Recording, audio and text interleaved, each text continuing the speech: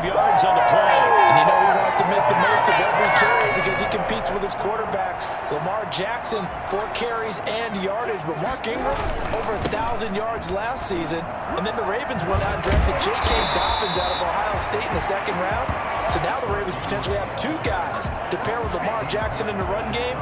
Wishbone formation, anyone? The last run got 9. That leaves him with 2nd and a yard. A nice run here early on. It doesn't take a great play caller to realize you want to establish a guy of this caliber who runs like this early because they'll pay dividends as the game progresses. 7 yards there and a first down. Usually we see runs like this as the defense breaks down later in the game, but this guy is setting the tone early, running through all types of tackles and put the defense back on its heels. Jackson throwing on target to Brown. And he'll be taken down, but not before he works it past the 50.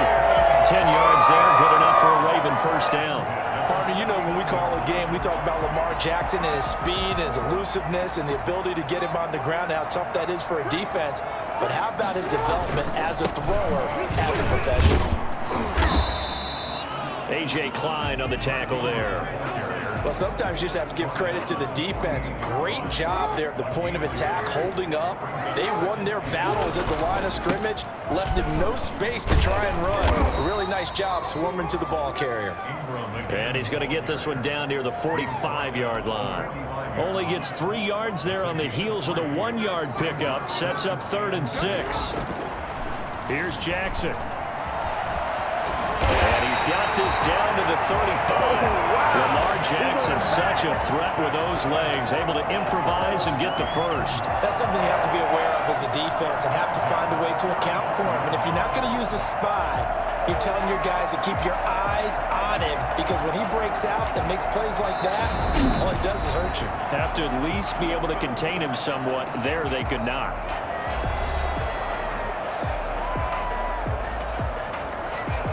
Ball up to the 35 now as they come up on 1st and 10. They run. It's Mark Ingram. And he's tackled a yard short of the marker. Good gain of 9 on 1st down. The success there, Charles, coming on the outside of the field, the ground game. Curious to see if that continues as we progress. Yeah, we often talk about a variety in play calling, and usually between run and pass. But in this case, with strictly the run game, you can be creative there as well. Run it inside, run it outside, keep the defense off balance. Here's a 1st and 10 at the 14-yard line. Here's Ingram.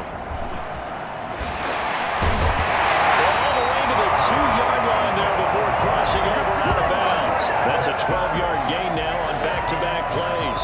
You were telling me this yesterday. That's exactly what they want to do on the opening drive, establish the ground game.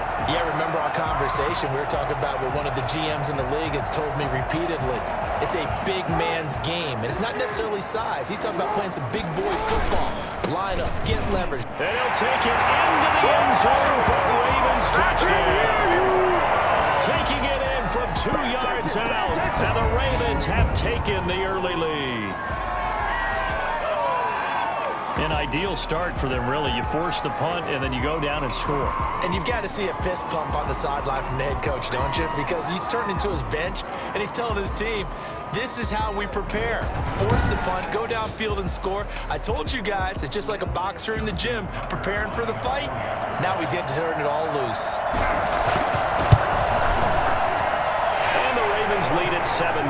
So that drive spans 13 plays. And it's Mark Ingram who caps it off with a touchdown run.